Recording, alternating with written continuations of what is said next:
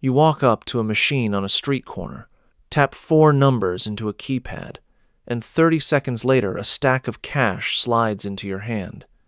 It feels like magic. It is actually one of the most quietly profitable inventions in modern banking, and almost nobody who uses it understands why. Start with the fee. You pull out $60, and the screen tells you it will cost $3.50.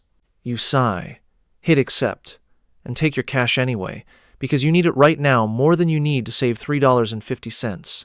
That single moment, repeated billions of times a year across the world, is the entire business model. Here is the part most people never think about.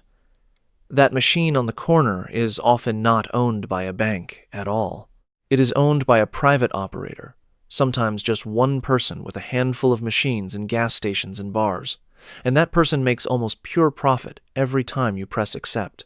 The machine itself might cost $2,000 or $3,000. The cash inside it belongs to the operator, or is borrowed from a cash supplier for a small fee. So, the moment you pay $3.50 to withdraw your own $60, most of that fee goes straight into that operator's pocket, and it costs them almost nothing to let you do it. So why do banks put up with this? Why does your own bank charge you a fee too, even though it is your money sitting in your own account? The answer is that an ATM transaction is shockingly cheap for a bank to process compared to the alternative. A human teller standing behind a counter costs a bank real money, in wages, in benefits, in the building they stand inside. That teller can process maybe 20 transactions in an hour. A single ATM, sitting quietly in a wall, can process hundreds of transactions a day without ever taking a lunch break, calling in sick, or needing a raise. Which means every customer who chooses the machine instead of the counter is quietly saving the bank money. And that is exactly why banks built so many of them in the first place. But here is the twist banks discovered almost by accident. Once customers got used to using machines instead of people, banks realized they could charge for the convenience too, especially when a customer used a machine that did not belong to their own bank. That is when the two-fee system was born. Your bank charges you a fee for going outside their network, and the ATM owner charges you a separate fee for using their machine. You end up paying twice for the same 60 seconds. This is where the real economics get interesting. Behind every single card swipe, there is an invisible network moving money between banks in fractions of a second. When you use another bank's ATM, that bank has to verify your account exists, confirm you have the funds, and physically hand you cash that belongs to them, not your own bank. So your bank owes them something for the favor.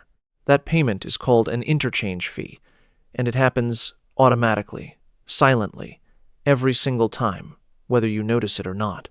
Now, picture the machine itself, sitting alone on a sidewalk at 2 a.m. That machine did not fill itself. Someone had to load it with real paper money, and that job is far more expensive and far more dangerous than it looks.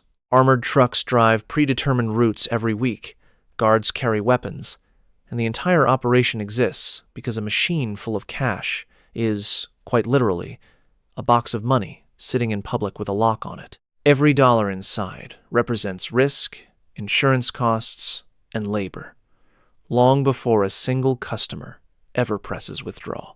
This is exactly why some ATMs, especially the ones in isolated locations, charge higher fees than others. It is not random. It is cause and effect. The harder and riskier it is to keep that specific machine stocked with cash, the more the owner needs to charge just to break even, which is why a machine inside a busy downtown bank branch might charge you nothing, while a machine inside a remote gas station charges $5 for the same 60 seconds. There is another layer most people never consider, and it involves the cash sitting idle inside the machine right now. That money is not earning anything for anyone while it sits there waiting for you. It is not in the stock market. It is not collecting interest. It is just sitting in a metal box, doing nothing. Economists call this an opportunity cost, and it is a real expense, because if that same money were invested somewhere else, it would be earning a return every single day. So the fee you pay is not just covering the machine and the security, it is quietly compensating the owner for the money that had to sit still instead of grow. Which raises an obvious question. If ATMs are this expensive to run and this annoying to use, why hasn't cash simply disappeared? The honest answer is that it very nearly has, in certain parts of daily life. Card payments and phone payments have taken over so much of ordinary spending that many young adults go weeks without touching a single paper bill. But cash has not vanished, because cash still solves a problem no digital system fully solves. It works when the power goes out. It works when the internet goes down. It works for someone who does not trust banks, or does not have a bank account at all, or simply wants to hand a $20 bill directly to another human being without a company somewhere logging the transaction. That is exactly why ATMs are not going away, even in a world of instant digital payments.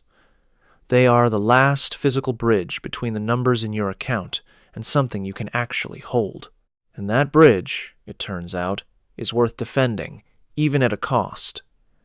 Banks keep installing new machines because every withdrawal is a tiny, repeated act of trust. Each time the machine gives you the correct amount, exactly as promised, it reinforces the idea that your money is real, that it is safe, and that it will be there when you need it. That feeling of trust is worth far more to a bank than the $3.50 they charge you for it. So the next time you stand in front of one of these machines, waiting for it to count out your own cash and hand it back to you for a fee, you are not just making a withdrawal, you are participating in one of the strangest transactions in modern life. One where you pay a stranger a small fee for the privilege of proving that your money still exists.